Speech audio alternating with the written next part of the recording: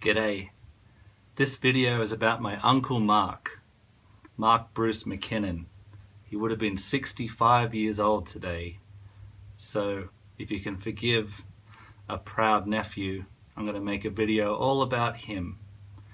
He was the grown-up you'd pull away from the table to come play with us.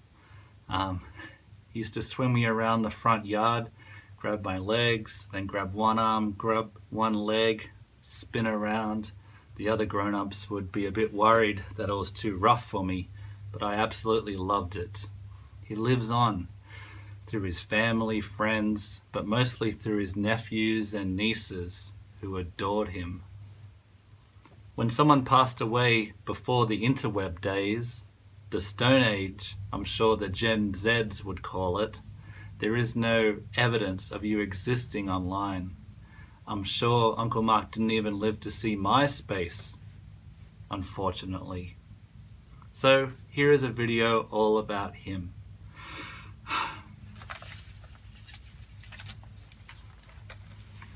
I have found something though online. Found some letters he sent to the Sydney Morning Herald. And as a proud nephew, I want to share it with you now. His dad, my grandfather, worked for the Herald, so maybe that's why he felt inclined to send them correspondence. And you may get a little taste of his sense of humor in some of these. This one is about a rubbish tip sign from column 8. Mark McKinnon of Ryde makes the observation that in earlier days it was sometimes difficult to find the tip because the very small roadside sign just read tip. Now it's much easier to find. Most tips are now called the Waste Transfer and Recycling Station and need a much larger sign. That's great. Observational humor. It's what Seinfeld does. Uncle Mark used to tell me to watch Seinfeld and look at his bicycle in Jerry's apartment change color in every episode. Now, it doesn't, but I think that's more to do with Australia airing Seinfeld episodes way out of order from different seasons, where suddenly it's a blue bike to green. It's too bad I didn't notice that the actors were getting older than younger. So I don't think it was a huge Kubrickian conspiracy of Jerry's bike changing color. But that's the kind of way he looked at the world, finding little cracks. And we found another letter from the Herald archives. On Thursday, the 1st of August, 2002, Uncle Mark wrote in, "Is it a bird? Is it an asteroid? Is it a joke?"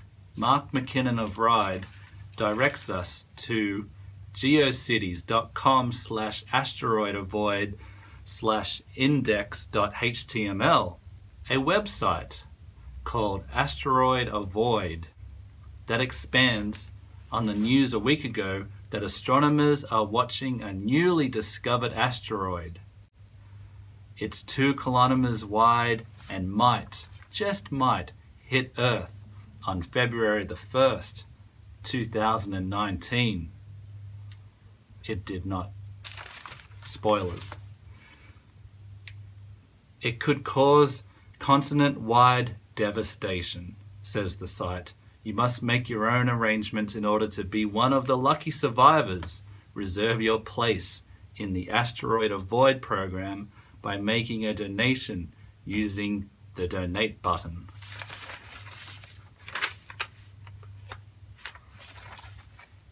In the unlikely event that you are killed or injured by the asteroid, your donation will be refunded in full, no questions asked. It offers a place under the Paramet Ballistronic Defense Shield. The larger the donation, the closer to the center of the shield you will be come the day. You can use Visa or MasterCard if you're stupid. Can you still publish the word stupid in newspapers? Wouldn't that be stupid people shaming? Will this video get banned now for me using the S word? But that was Uncle Mark's sense of humor, finding the funny side of offbeat topics. He once gave us all moon property, a little 1 square foot plot from the moon printed on just regular paper. Probably only worth the paper it was printed on. But it was funny, and he claimed that once you make your claim, no one can dispute it. So we all had a little moon property. I should look into it. Maybe it's worth some money now. Although, when I see modern day scams, allegedly like established titles where they sell little square foots of Scotland in order to make you a lord or lady, I can hear Uncle Mark's laugh in my head. So, an asteroid did hit Cuba on the 1st of February 2019. Can you believe it? Here's a picture of it. But no, that is just a lamppost. It's actually the cloud trail there, or chemtrail, if you will. That wasn't the asteroid they were predicting, though. But I think it was a funny coincidence that something did happen. But the asteroid they were talking about back in 2002 is called, wait for it, 89959 2002 NT7.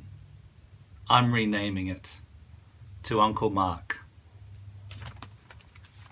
Much catchier term, and there's some meaning behind it and documentation that he was one of the original observers of the prediction of it hitting the Earth. A contemporary, if you will. He'd laugh at that too.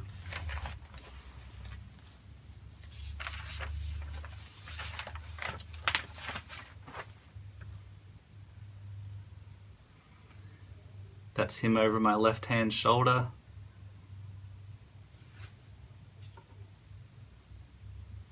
Here's one of our many Christmases around the family table.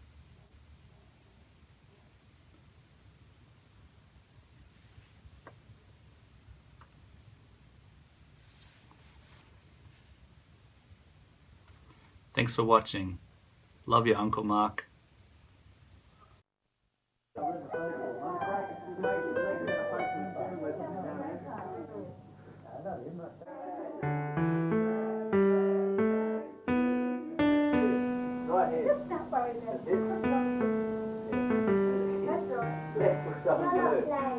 Let's put on blue for Sean. Let's put on blue. Then ours right hand on yellow. Right hand. Yep. Sean's right hand on red.